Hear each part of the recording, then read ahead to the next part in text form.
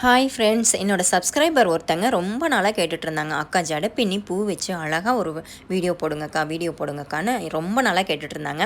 சரி, இன்றைக்கி அப்லோட் பண்ணுவோன்னு சொல்லிட்டு இன்றைக்கி நான் வந்து பாப்பாவுக்கு நல்லா தலை பின்னி எனக்கு தெரிஞ்ச மாதிரி ப்ரைடல் அந்த ஃப்ளவர் வந்து நானே மேட் பண்ணேங்க.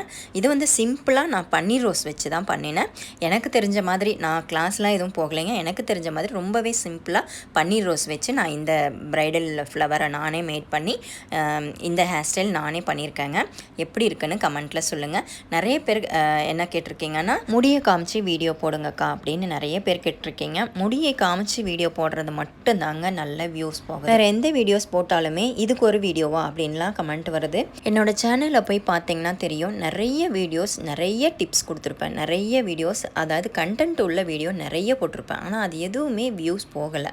நான் ஏதாவது ரேண்டமாக எடுத்து அப்லோட் பண்ணுவேன், அது வந்து ஃபுல்லாக, அதாவது மில்லியன் அளவுக்கு வியூஸ் போயிடுது. அது ஒரு பக்கம் சந்தோஷமாக இருந்தாலும் நிறைய டிப்ஸ் கொடுத்துருப்பேன், நிறைய யூஸ்ஃபுல்லான வீடியோஸ் நிறைய போட்டிருப்பேன்.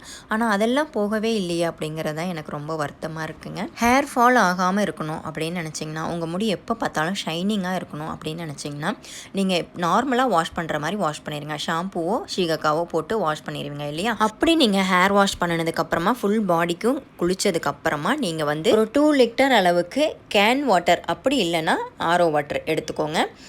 நீங்கள் ஃபஸ்ட்டே எடுத்துகிட்டு போய் பாத்ரூமில் வச்சுக்கோங்க. ஒரு கேன்லேயோ இல்லை பாத்திரத்துலையோ எடுத்துக்கொண்டு போய் பாத்ரூமில் வச்சுக்கோங்க. ஃபைனலாக நீங்கள் குளிச்சுட்டு வெளியே வரும்போது ஹேர் வாஷ் பண்ணிடுங்க. நல்லா ஹேர் வாஷ் பண்ணிவிட்டு அப்படியே வந்து தலைக்கு துண்டோ இல்லை வேறு ஏதாவது துணி வச்சு தொடச்சிருங்க. பாருங்கள், உங்களோட முடி நல்லா ஷைனிங்காக கருகருன்னு சூப்பராக இருக்குங்க.